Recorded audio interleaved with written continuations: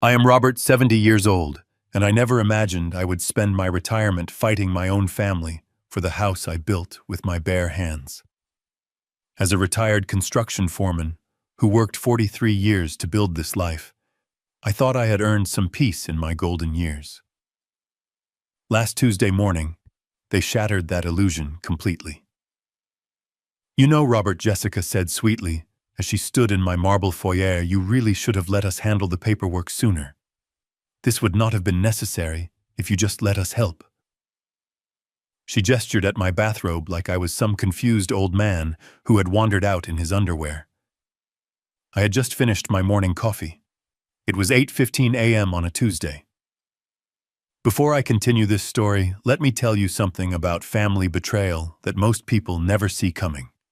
Hit subscribe if you have ever trusted someone completely only to discover they were planning your downfall from the very beginning. Growing up in Detroit meant understanding that nothing came easy. My father worked the assembly line at Ford for 30 years, came home with grease under his fingernails and pride in his chest. He taught me that a man builds his legacy with his hands, not his mouth. When I moved to Florida in 1987 with my wife Patricia, we bought raw land in what would become Palm Beach Gardens. Patricia died of breast cancer 3 years ago, leaving me alone in the house we designed together. My son Thomas started pulling away after he married Jessica 5 years ago. She was polished, ambitious, always asking pointed questions about my financial planning. I kept my distance, tried to respect their space. I thought giving them room was a form of love. I was wrong about many things. "You are insane if you think I signed anything like this," I said, staring at the thick folder in Jessica's manicured hands. The man beside her, some lawyer in a cheap suit, opened his briefcase and pulled out a stack of papers with my signature traced at the bottom, like a child's forgery. "The house now belongs to Mr. and Mrs. Thomas and Jessica Carter," he announced mechanically. "Per the agreement, you are required to vacate within 72 hours. I looked at that name, Thomas Carter, printed on that fraudulent cover sheet. My son. My only child. The boy I taught to swing a hammer, to read a blueprint, to stand up straight when life tried to knock him down. This is how it happens, I thought. Not with shouting or violence, but with a briefcase and a forged signature. "Oh, but you did sign it," Jessica said with mock concern, her voice dripping with that syrupy tone she used when she wanted something. "Months ago." Do you not remember? She was building a narrative, painting me as a confused old man slipping into dementia. Every word was calculated, rehearsed, designed to make me doubt my own mind. I walked past them both, straight to those papers, and picked up the top sheet. One glance told me everything. The signature was shaky, malformed, traced from some other document. It looked like mine if you squinted, but I knew my own handwriting after 70 years of signing checks and contracts. "You have made a mistake," I said, handing it back to the lawyer. "You will be hearing from my attorney." Jessica's expression changed. Not fear, not regret, just a flicker of annoyance, like she was being inconvenienced by a stubborn piece of furniture that would not move where she wanted it. "Oh, Robert," she said softly, "you are not as sharp as you think you are. Just take your tools and leave with some dignity." I did not answer. I did not scream or threaten. I just turned around, walked back upstairs, and closed the door to my bedroom. In that silence, I let it sink in. They thought they had broken me. They thought I would go quietly into some assisted living facility while they sold my life's work to the highest bidder. They were wrong. So very, very wrong. By the time I came back downstairs, they were gone. The front door stood slightly open, Jessica's perfume still hanging in the hallway, like smoke after a fire. I closed it gently, then turned the deadbolt with a deliberate click. She would not get through that door again without a court order. The house felt different after they left. Not violated exactly, but marked somehow like predators had circled and left their scent. I made fresh coffee and sat at the kitchen table where Patricia used to read her morning newspaper. The silence helped me think clearly about what had just happened. This was not random. This was planned. I started remembering things I had dismissed as kindness. 6 months ago, Jessica began showing up with flowers, pale roses that looked half dead like she had grabbed them from a gas station. She would stand in my kitchen, all smiles and concern, asking about my health, my bills, my daily routine. "Robert, you should not have to worry about these things anymore," she had said, picking up my electric bill from the counter, like it was too heavy for my old hands. "You have done enough. Let us carry some of the weight now." She made it sound caring, like a daughter helping her aging father. But I had been managing my finances since before she was born. I built 3 houses from the ground up, ran a construction crew for 2 decades, and paid off this property in 15 years instead of 30. My mind was as sharp as my tools. Still, I let her set up the autopay. Not because I needed help, but because I wanted to see what she would do next. Then came the smart assistant, a white box that appeared on my kitchen counter one Tuesday morning without warning. "It is already set up," Jessica announced, like that was supposed to be helpful. "Now you can just ask it questions, set reminders, make shopping lists. Thomas says it will help you stay organized." I never plugged it in. Instead, I turned it over and found the microphone already linked to an account with Thomas's email address. They were not even subtle about it. They wanted to monitor my conversations, my routines, my mental state. They were building a case that I was becoming incompetent. The bank authorization forms came next. Jessica would arrive on Saturdays with a stack of mail, casual, as could be slipping official documents between grocery store circulars and charity requests. She even brought her own pen, silver and expensive, like she was doing me a favor by making it convenient. I would just smile and say I needed to read everything carefully first. Her jaw would tighten just slightly, but she would nod and put the pen away.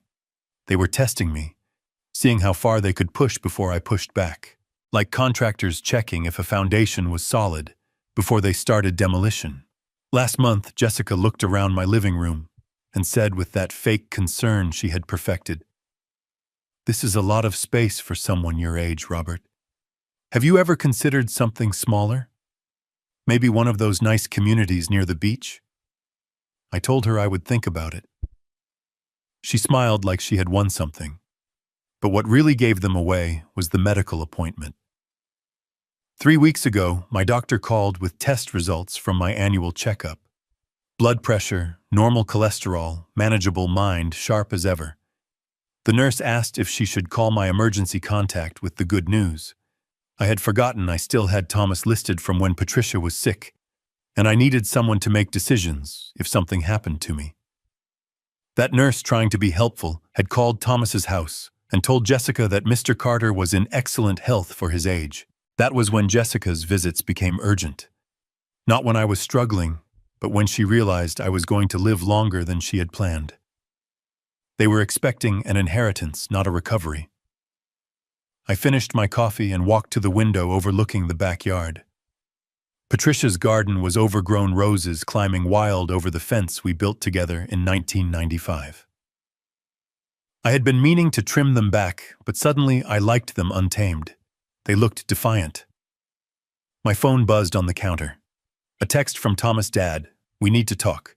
Call me when you get this." I deleted it without responding. If he wanted to talk, he knew where I lived, at least for the next 72 hours according to his wife and her pet lawyer. I opened my laptop and began typing.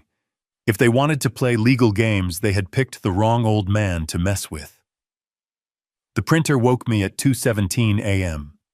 Not the gentle hum of a machine coming to life, but the aggressive churning of paper being forced through rollers. I had not touched that printer in a week, not since printing my grocery list last Tuesday. I got out of bed, grabbed my robe, and walked down the hallway. The machine sat on the desk in my home office, green light, blinking like an angry eye. One sheet of paper hung halfway out of the tray, face down. I pulled it free, flipped it over, and felt my blood turn cold. Preliminary sale agreement. Langston Estate. Palm Beach Gardens. My address. My property. My name listed as the seller with Thomas Carter and Jessica Carter as the buyers. A purchase price of $1.2 million, which was about half what the house was actually worth. I sat down hard in my desk chair and read every word. The signature at the bottom was supposed to be mine, but it looked like someone had traced it with a shaky hand. No notary seal. No witnesses. Just this half-baked fraud they assumed no one would ever challenge because they thought I would never see it. But here, it was printed on my own machine at 2 a.m. like some guilty conscience had decided to confess. I opened my laptop and checked the printer settings. The document had been sent remotely through that smart assistant app Jessica had installed on her phone. She must have tried to sync something and forgotten that I controlled the Wi-Fi network in my own house. The stupid thing had defaulted to print instead of save. I typed the law firm's name from the bottom of the contract into Google. Meridian Realty and Legal Services. Their website showed expensive waterfront properties and a staff photo of lawyers in $1,000 suits. I clicked through their current listings until I found it. Coming soon, Legacy Estate in historic Palm Beach Gardens. No photos, just a placeholder and a contact number for serious inquiries only. My house. Already being marketed before I had supposedly agreed to sell it. The listing agent was Stephen Parker. I remembered that name. Stephen Parker. Thomas's college roommate, who used to eat my food and sleep on my couch every summer break. The kid I gave a construction job to when he was broke and desperate. The same Stephen Parker who apparently had no problem helping my son steal my home. I printed out the listing, the fake contract, and every email in the printer's memory. Then I made copies of everything and locked the originals in my bedroom safe, the one Patricia had insisted we buy after Hurricane Andrew. By 3 a.m. I had a file 3 inches thick. Every document, every screenshot, every piece of evidence that proved Thomas and Jessica had not just dreamed about stealing my house. They had already put the wheels in motion. I should have been angry. Should have been calling Thomas, demanding explanations, giving him a chance to confess and apologize. But I was past anger. I was in planning mode, the same cold focus I used to get when a construction project went sideways and I needed to figure out how to save it. They thought I was a confused old man who would roll over when they showed up with official-looking papers. They thought 60 years of hard work and smart decisions meant nothing compared to their pretty faces and fake concern. They were about to learn the difference between age and weakness. I made coffee, sat at my kitchen table, and started writing down every suspicious thing Jessica had done in the past 6 months. Every question, every offer to help, every time she had looked at my house like she was already planning where to put her own furniture. By sunrise, I had a timeline that would make a prosecutor smile. Thursday poker night at the community center had been a tradition for 8 years. Same table, same guys, same arguments about who was cheating and who was just lucky. But that week I brought more than my usual $20 in singles. Henry looked up from his cards when I sat down. "You look like hell, Robert. Everything okay?" I waited until after the first hand. Waited until the chips were counted and the beer was opened. Then I slid the fake contract across the table like it was nothing more than a grocery receipt. "Tell me what you think of this," I said. Henry had been an estate lawyer for 35 years before retirement. He still read legal documents the way most people read comic strips, scanning for the important parts and ignoring the filler. His eyes moved across the page, once then again, slower this time. "Did you sign this?" he asked without looking up. "Never saw it before. It printed itself in my office at 2 a.m. Henry turned to the signature page, his reading glasses sliding down his nose. "No notary seal, no witnesses. And this signature," he tapped the bottom line, "it is a photocopy. Probably traced. That is what I thought. Then this is not a contract," he said firmly. "This is evidence of a felony." The other guys at the table stopped pretending to play cards. Frank leaned over to look at the paper. "Jesus, Robert. Who did this to you, my son and his wife? They showed up yesterday morning with a lawyer, told me I had 72 hours to get out of my own house." Henry folded the document carefully and handed it back. You still own that house free and clear, paid it off in 2018. Got all the paperwork in my safe. Then they have got nothing, he said. But you cannot sit around waiting for them to try again. Document forgery, attempted real estate fraud, elder abuse. You need to get ahead of this fast. I pulled out my phone and showed him the Meridian Realty listing. They have already got it listed for sale. The agent is Thomas's college friend. Henry whistled low. That makes it conspiracy. Multiple felonies across state lines if they have got buyers from out of state. You know any lawyers who handle this kind of thing, I asked. I know someone perfect. Kenneth Martinez. Used to work for the district attorney's office before going into private practice. He is smart, he is quiet, and he does not flinch when people lie to his face. Henry pulled out his phone and scrolled through his contacts. I am calling him right now. This cannot wait until Monday. While Henry made the call, I looked around the table at these guys I had been playing cards with for years. Frank, who used to run the hardware store. Joe, who taught high school for 40 years. Normal men who had worked hard, raised families, played by the rules. None of them looked shocked by what had happened to me. They looked angry. That is the thing about getting older in America, I realized. Everyone assumes you become helpless, but you also become invisible to the predators until it is too late for them to run. I called Thomas on Friday afternoon, not to confess or apologize, but to set a trap. Dad. He answered on the second ring, sounding surprised. I was not expecting you to call. We need to talk, I said. About the house, about next steps. There was a pause. Then his voice changed, became careful. Of course. What did you have in mind, dinner? Tomorrow night. You and Jessica.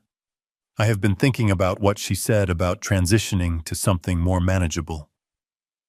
I could hear him breathing, calculating. That sounds really good, Dad. Jessica will be so relieved. She has been worried about you. 7 o'clock, I said. I will cook. After I hung up, I tested the voice recorder app on my phone. Clear audio, easy to hide under a placemat.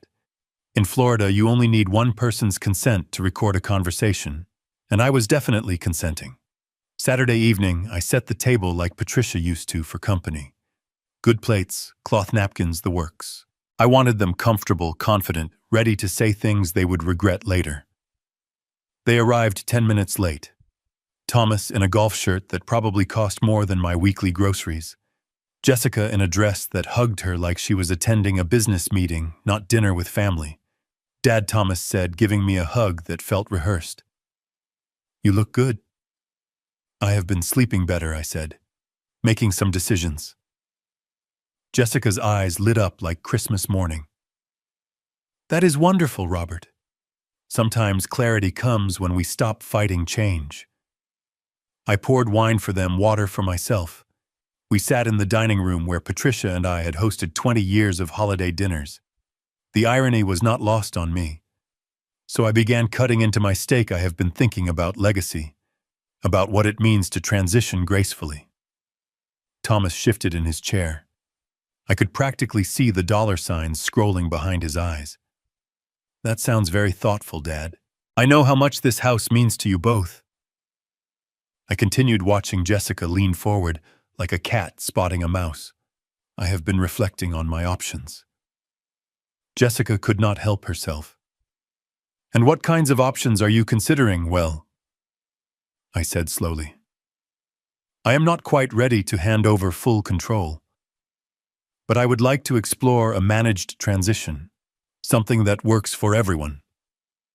The recorder under my placemat caught every word. Of course, Jessica said, her voice dripping with fake understanding. That is very reasonable of you. I would want to retain residence rights naturally, and oversight of any financial activities tied to the property. Thomas nodded eagerly. That makes complete sense. Jessica's smile tightened just enough to betray her impatience. Robert, she said, voice sliding into that condescending register she used when she wanted something, you have always been so independent. But managing a property this size, it is not getting easier as we age. The beauty of her response was that she could not help revealing her true thoughts. Every word was calculated to make me sound incompetent. "I appreciate your concern," I said. "I know how invested you are in my well-being. Maybe we could go over some of the arrangements you have already made. For my records." Jessica went pale. "What arrangements?" "Well," I said, taking a sip of water. "I assume you have been doing some preliminary research. Looking into options, maybe talking to some professionals?" Thomas jumped in quickly. "We have just been exploring possibilities, Dad. Nothing concrete." But Jessica, she could not resist. She was too proud of her planning, too eager to show how clever she had been. "We have spoken with a few people," she said. "There is genuine interest in properties like this. High-end buyers who appreciate the location and the history." "Oh," I said, my voice perfectly innocent. "Like who? Stephen Parker has been very helpful," she continued, warming to her subject. "You remember Stephen, right? From Thomas's college days. He is a broker now, very well connected. He already has 2 potential buyers lined up, both international clients looking for exclusive properties." "International clients," I repeated. "How exciting." "The best part is, we could close quickly," Jessica said, her excitement overriding her caution. "No lengthy negotiations, no showings, no disruption to your daily routine. You could move somewhere simple and peaceful, and we would handle every detail of the sale." "And the price?" I asked. "Very fair," Thomas said quickly. "Market value, maybe even a bit above." Jessica nodded enthusiastically. "Stephen says we could close at 1.2 million. Cash deal, no contingencies. Half of what the house was actually worth, but they thought I was too senile to know that." "That sounds very generous," I said. "And Stephen has already found these buyers." "Oh yes," Jessica said, completely forgetting to be cautious. "He has been working on this for weeks. The buyers are ready to move quickly. We just need your signature on a few preliminary documents." "What kinds of documents?" "Nothing complicated," Thomas said. "Just basic intent to sell, power of attorney for the closing process, that sort of thing." I nodded thoughtfully. "It sounds like you two have put a lot of thought into this." "We just want what is best for you, Dad," Thomas said.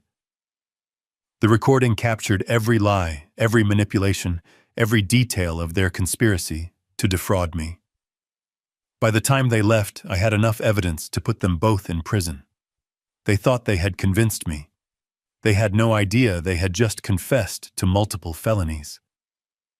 Monday morning, I drove to the hardware store to pick up new deadbolt locks.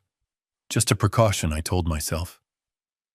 But when I turned onto my street at 11:30 a.m., I saw the white moving truck in my driveway. My driveway. My house. With strangers carrying my furniture out the front door.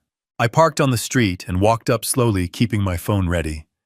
2 men in matching blue uniforms were loading my leather recliner into the truck. The chair Patricia bought me for my 60th birthday. "Excuse me," I said calmly. "What is going on here?" Jessica emerged from my kitchen, clipboard in hand, like she was conducting inventory at a warehouse. Her face showed mock surprise, not guilt. "Oh, Robert, I did not expect you back so soon. I was gone 45 minutes, I said. "Want to tell me why strangers are stealing my furniture?" She took that slow breath she used when she needed to sound patient with a difficult child. "Robert, this is what we discussed Saturday night.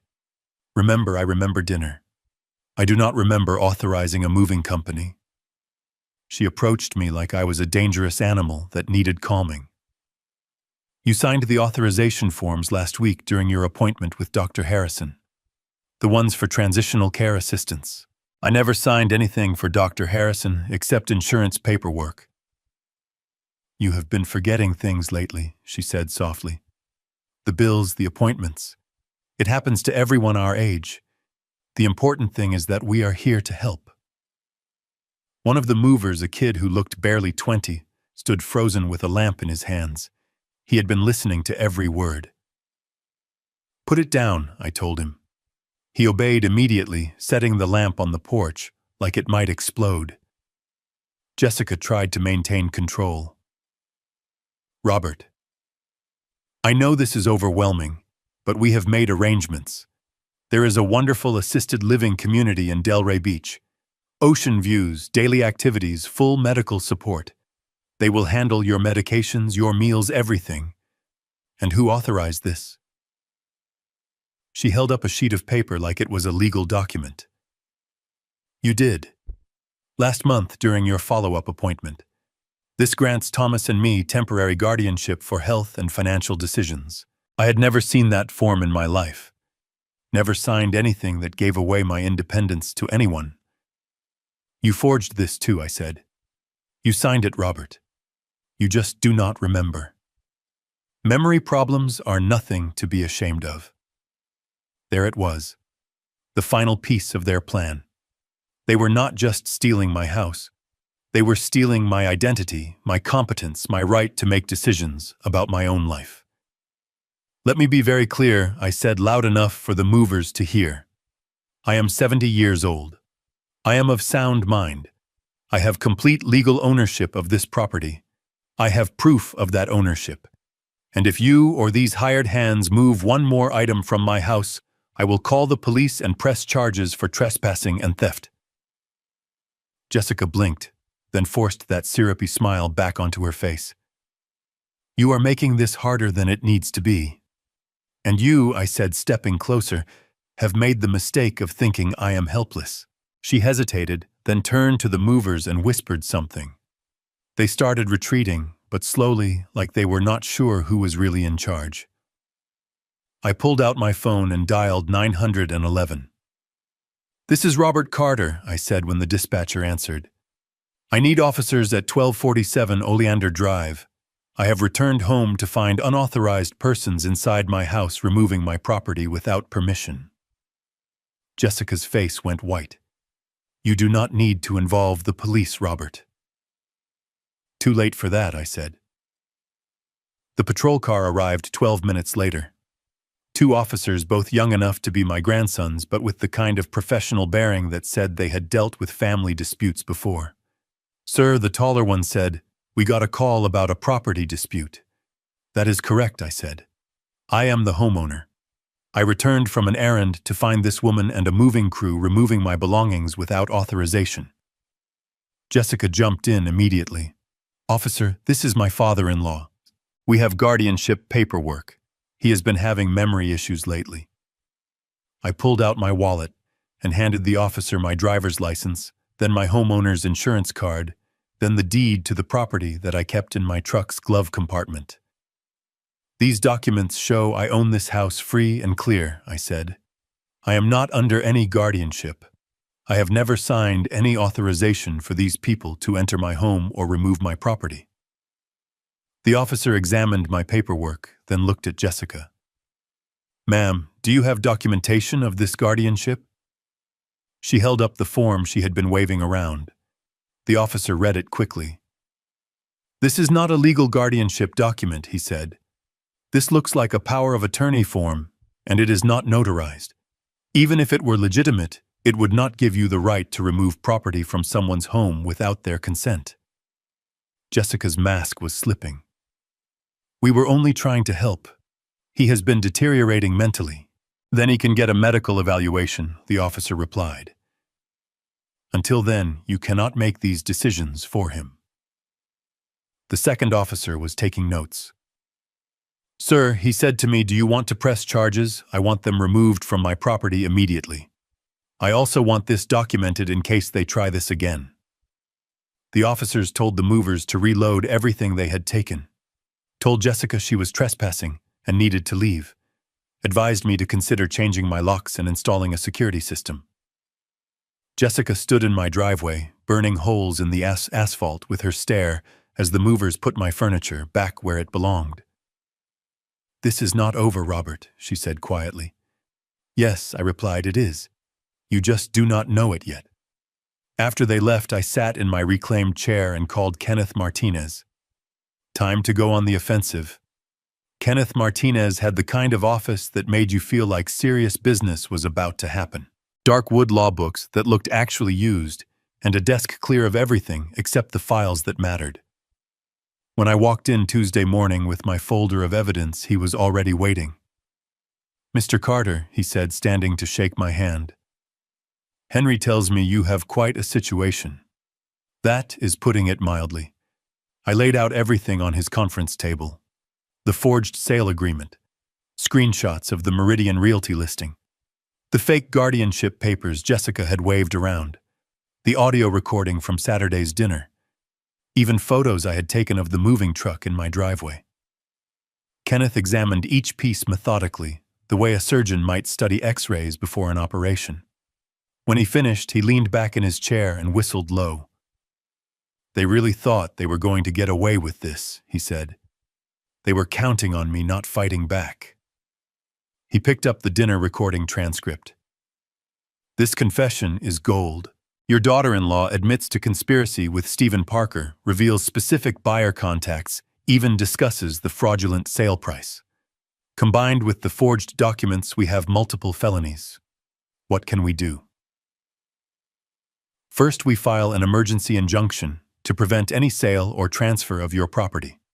Second, we send cease and desist letters to Jessica Thomas and Stephen Parker.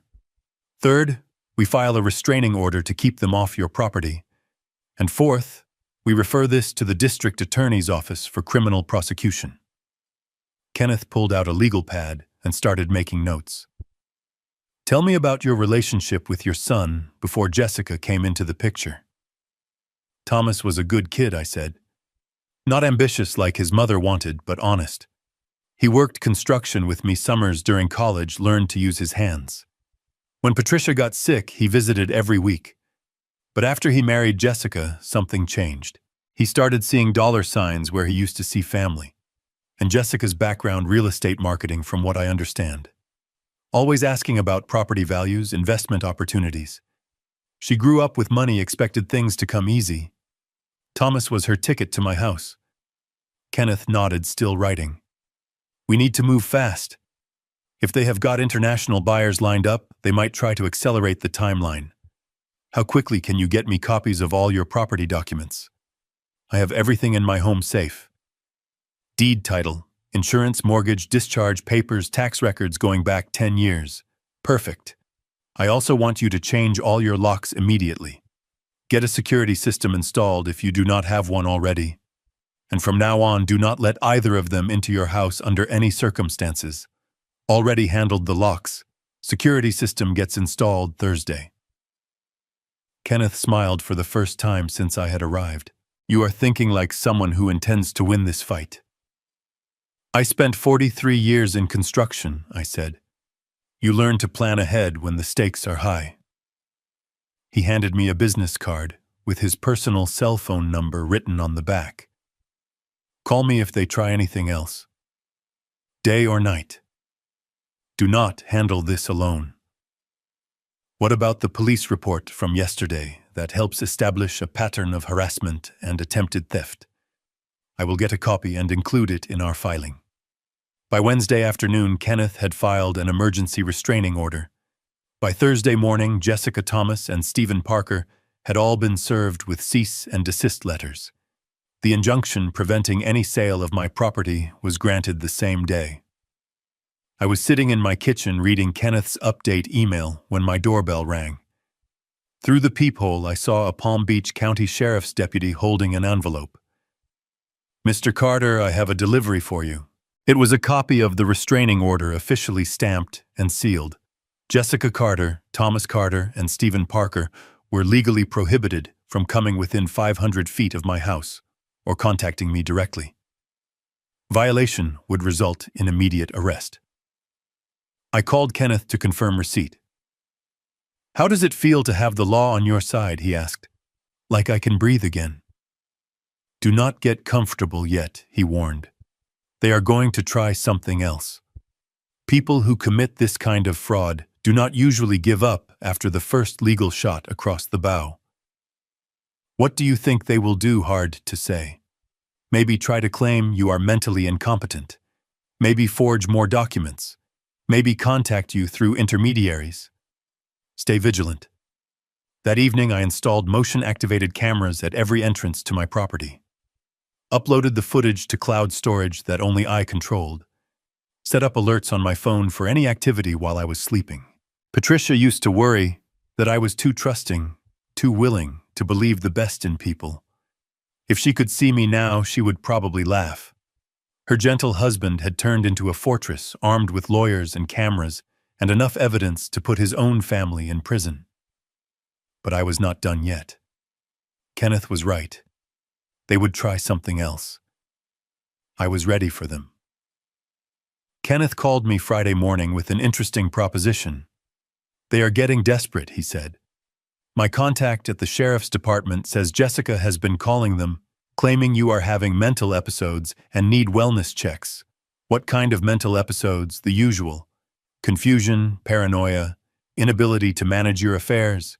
She wants them to declare you incompetent so she can take over your care. I laughed, but there was no humor in it. She never gives up. That is actually good news for us, Kenneth said. Desperate people make mistakes. I think we should give her an opportunity to make a big one. What do you have in mind? Call her. Tell her you want to discuss a compromise. Make her think you are ready to surrender. And then we record her admitting to everything while I listen from your study. The idea was risky, but Kenneth was right. Jessica's arrogance would be her downfall. She could never resist the chance to gloat over a victory. I made the call that afternoon using the tone Patricia used to call pitiful. Jessica. I said when she answered, "We need to talk." Robert, she said, and I could hear the smile in her voice. I am so glad you called. We have all been very worried about you. I have been thinking about what you said, about the transition, about making things easier. Maybe it is time to be realistic about my situation. There was a pause, then her voice turned syrupy with fake concern. That sounds very wise of you, Robert. What changed your mind? The police visit. I lied. Having officers at my house, neighbors asking questions. It made me realize how this must look to other people. Oh, Robert, you should not feel embarrassed. These things happen to everyone our age. Could you come over tomorrow? Just you, not Thomas. I think it would be easier to discuss the details privately. She agreed so quickly, I almost laughed. Of course, Robert. I think that is very mature of you. We can work out something that makes everyone comfortable. Saturday afternoon, Kenneth arrived an hour early to set up recording equipment in my study. He had professional gear this time, not just my phone app. Multiple microphones, digital recorders, backup systems. If this goes to court, he said, adjusting a microphone under my coffee table, we want crystal clear audio of every word she says. What if she suspects something? She will not. She thinks she has already won. Jessica arrived precisely at 2 p.m. dressed like she was attending a business meeting. Crisp white blouse, dark blazer, leather portfolio that probably cost more than most people's monthly rent. Robert, she said, giving me a hug that felt like a performance, you look so much better, more relaxed. I feel more at peace with everything I said, leading her to the living room. Sometimes you have to accept that change is inevitable. She sat on the couch where Patricia used to read her mystery novels, spreading her papers across the coffee table like a real estate agent closing a deal. I have brought some preliminary documents, she said, pulling forms from her portfolio. Nothing complicated, just basic transfer paperwork and care arrangements. Tell me about the care facility again. Sunset Manor in Delray Beach. Beautiful ocean views, full medical staff, activities designed for people in transition. You would have your own apartment, but with support when you need it. And the house, we have several interested buyers, all pre-qualified with cash offers. Stephen has been wonderful to work with. Very discreet, very professional. I nodded thoughtfully. These buyers, are they local? Actually, no. International investors looking for exclusive American properties. One family from Switzerland, another from Singapore.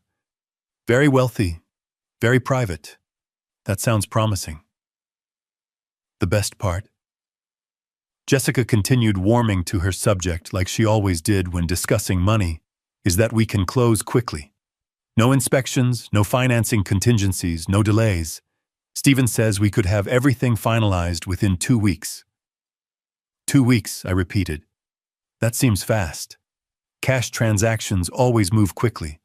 And frankly, Robert, the sooner we can get you settled in your new place, the sooner you can start enjoying this next phase of your life.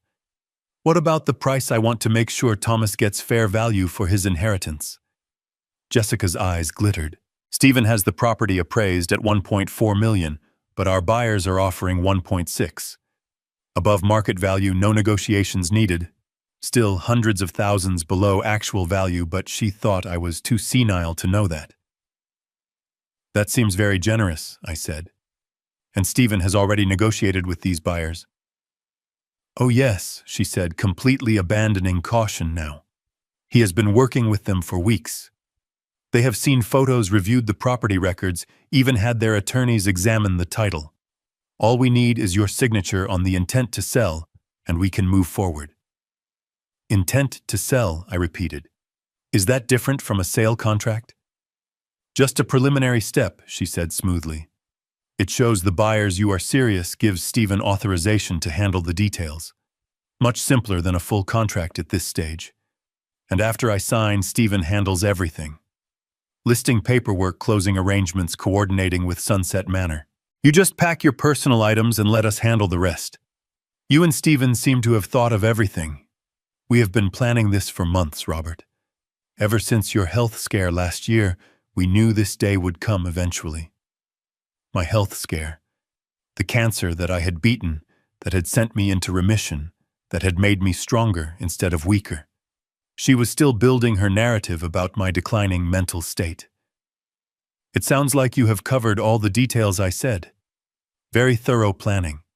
We just want what is best for you, she said, pulling out her expensive pen.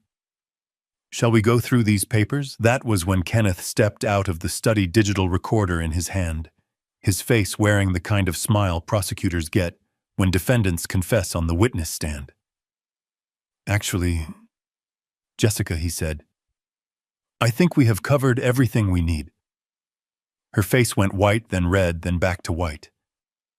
Who the hell are you? Kenneth Martinez, attorney for Mr. Carter. I have been recording this entire conversation. Jessica looked at me, then at Kenneth, then at the recording equipment she could now see positioned around the room. You tricked me, she whispered. No, I said, standing up slowly. You tricked yourself. You came into my house, admitted to months of planning, revealed your conspiracy with Stephen Parker, and confessed to defrauding elderly buyers with fake appraisals. Kenneth held up the recorder. All of it documented, all of it admissible in court. Jessica grabbed her papers and stumbled toward the door. This is entrapment. No, Kenneth said calmly, this is evidence. After she left, Kenneth and I sat in my kitchen reviewing the recording. Her voice was clear on every confession, every detail of the fraud, every piece of the conspiracy. How long before she realizes what just happened? I asked. About 5 minutes, Kenneth said. Then she will probably call Thomas, then Stephen, then a lawyer of her own. And then we finish this. I did not expect Thomas to show up at my door that same evening, but there he was at 8:30 p.m., pounding on the front door like a man whose house was on fire. Dad, we need to talk. His voice carried through the wood, tight with panic. I opened the door just wide enough to look him in the eyes. No, please, he said, his voice cracking. You do not understand what is happening. I understand perfectly, I said. I understand you let your wife into this family, then stood by while she tried to steal everything I worked for. He flinched, like I had slapped him. She got in over her head, Dad. We thought you would want us to have security for the future. You thought I would roll over and die on schedule. That is not fair. From my pocket, I pulled out a folded document. Fair would have been talking to me before forging my signature. This removes you from the family trust effective immediately. He stared at the paper like it might burn his fingers. You are cutting me out. No, Thomas. You cut yourself out. I am just making it official. The boy I had raised was somewhere inside this desperate man, but I could not find him. All I saw was someone who had chosen money over family convenience, over character. Dad, please, he said, his voice dropping to a whisper. Jessica made mistakes, but she loves you. We both do. She loves what I own, not who I am, and you. You stood there and watched her manipulate me. You let her paint me as senile so you could justify stealing my house.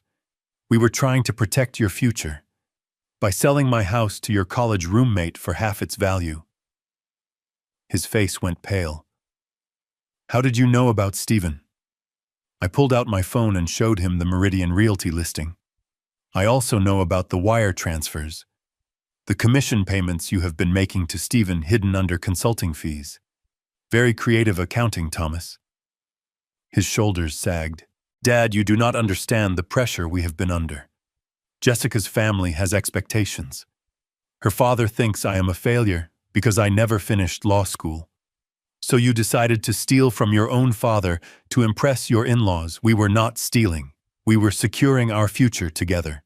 With forged documents and fake guardianship papers, Thomas ran his hands through his hair, the same gesture he used to make as a kid when he was caught in a lie.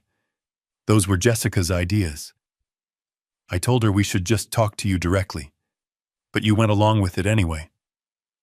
I love her, Dad. Sometimes love makes you do stupid things. Love, I said, stepping outside and closing the door behind me, does not make you forge documents. Love does not make you hire movers to steal an old man's furniture.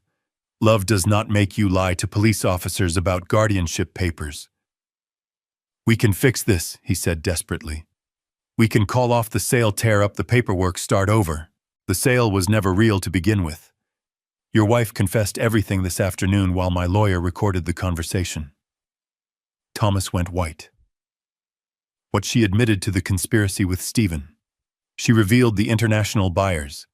She even bragged about planning this for months. It is all on tape, Thomas. Every word. Oh God, he whispered. What have we done? You committed multiple felonies. Jessica is looking at fraud charges, elder abuse, conspiracy. Stephen is probably going to lose his real estate license and face criminal prosecution. And you are an accessory to all of it. Thomas sat down hard on my front steps, his head in his hands. This was not supposed to happen like this. How was it supposed to happen? You were supposed to get sick again. The cancer was supposed to come back. We were just preparing for the inevitable. There it was. The truth he had been too cowardly to say. They had been waiting for me to die, planning for my death, counting on my funeral to solve their financial problems. So when I got better instead of worse, you decided to speed up the process. Jessica was scared, Dad. Scared we would lose everything if something happened to you before we had legal protection. Legal protection from what? From being cut out. From losing the house to taxes or medical bills or some nursing home. I stared at this man who used to be my son. The boy I taught to swing a hammer, to read blueprints, to work with his hands, and take pride in what he built. Somewhere along the way, he had learned to see inheritance as entitlement to mistake planning for theft. Thomas, I said quietly, I am 70 years old. I am in good health. I own my house free and clear. I have excellent insurance and enough savings to last 20 years. What exactly did you think you were protecting? He looked up at me with tears in his eyes. Our future. Your future was never in danger until you decided to steal mine. Dad, please. We can make this right. No, we cannot. I handed him a second document. This is your copy of the trust removal. You are officially no longer my heir. Jessica is banned from my property by restraining order. And Kenneth is filing fraud charges against both of you on Monday morning. You would really put your own son in jail. I would really let my son face the consequences of his choices. Thomas stood up slowly, like an old man himself. Mom would not have wanted this. Your mother would have been ashamed of what you became. He turned to walk away, then stopped. I never meant for it to go this far. But you never tried to stop it either. I watched him drive away, his taillights disappearing around the corner, where Patricia and I used to walk every evening after dinner. The boy who used to help me fix broken fences and paint shutters was gone. In his place was a stranger who had tried to steal my life and called it love. Inside, I poured myself a glass of the wine Patricia always saved for special occasions. Tomorrow, Kenneth would file the criminal charges. Tomorrow, this nightmare would finally end. Tonight, I was alone in the house I had built with my own hands, surrounded by the memories I had chosen to keep, and the family I had chosen to lose. Monday morning brought the kind of Florida sunshine that made everything look clean and new. I was drinking coffee on my back patio when Kenneth called with the news I had been waiting to hear. The district attorney filed charges this morning, he said. Jessica faces 3 felony counts: elder fraud, conspiracy to commit real estate fraud, and forgery. Thomas is charged as an accessory after the fact. Stephen Parker is looking at fraud charges plus potential loss of his real estate license. How long before trial? Probably not long. The evidence is overwhelming, and the DA wants to make an example of elder fraud cases. Jessica's attorney is already talking about a plea deal. What kind of deal? Restitution, community service, probation, maybe some jail time. She is going to lose everything she tried to steal from you, plus legal fees that will bankrupt her for years. And Thomas. Depends on how much cooperation he provides. If he testifies against Jessica and Stephen, he might get probation. If he fights it, he could face serious prison time. I felt no satisfaction in hearing about their legal troubles. No sense of victory or revenge. Just the quiet relief of knowing that justice would be served and other elderly people would be protected from similar schemes. Kenneth Verse said, I want to do something with the recording from Saturday. Something that might help other people avoid what I went through. What do you have in mind? I want to donate it to the Florida Department of Elder Affairs. Let them use it for training, education, whatever helps people recognize the warning signs. That is a generous idea, Robert. I will make sure it gets to the right people. After we hung up, I walked through my house slowly, room by room. The living room where Patricia and I had watched 40 years of evening news. The kitchen where she taught me to cook after her arthritis made it hard for her to stand. The bedroom where we held each other through her final weeks, making plans for a future only one of us would see. This house was not just property. It was memory made solid, love turned into brick and mortar. Thomas and Jessica had seen dollar signs where I saw a lifetime of moments that could never be replaced. At noon, a courier arrived with documents from Kenneth's office. The final paperwork removing Thomas from my will, my trust, and any claim to my estate. Everything would go to charity now, to organizations that protected elderly people from financial predators. I signed my name carefully, the same signature they had tried so badly to forge. Then I locked the documents in my safe next to Patricia's jewelry and the deed to the house they had failed to steal. That afternoon, I drove to the cemetery where Patricia was buried. Her headstone was simple gray granite with her name, dates, and the words she had chosen, beloved wife and friend. I sat on the bench I had installed last year and told her everything that had happened. You always said I was too trusting, I said to her grave, but you also said I was stronger than I knew. Turns out we were both right. A breeze moved through the oak trees, rustling the leaves the way it used to rustle the curtains in our bedroom when we left the windows open on spring nights. I stayed until sunset, then drove home to the house that was mine again, legally and completely. The security cameras I had installed blinked their green lights, recording everything, protecting what I had built and what I had chosen to keep. Inside, I made dinner for one the way I had every night since Patricia died. But tonight felt different. Not lonely exactly, but peaceful in a way I had not felt in months. Thomas called at 9 p.m. I let it go to voicemail. Dad, his recorded voice said, I know you probably do not want to talk to me, but I wanted you to know I am taking the plea deal. I am going to testify against Jessica and Stephen. I know it does not fix what we did, but maybe it helps other families avoid what happened to us. He was right. It did not fix anything. But it was a start. I deleted the message and went to bed in the house I had built, surrounded by the life I had chosen, protected by the law I had trusted, vindicated by the truth I had never stopped fighting for. They had tried to steal my home. Instead, they had lost their freedom, their future, and their family. I had won more than a legal battle. I had won the right to grow old with dignity. Sometimes those closest to you see your vulnerabilities as opportunities rather than reasons for protection. Age brings wisdom, but it also attracts predators who mistake kindness for weakness. When family members start managing your affairs without permission, question their motives. Document everything. Trust your instincts and remember that blood relation does not guarantee loyalty. Protecting what you have earned is not selfishness. It is survival. The strongest defense against manipulation is the courage to say no to people you love when they are trying to harm you.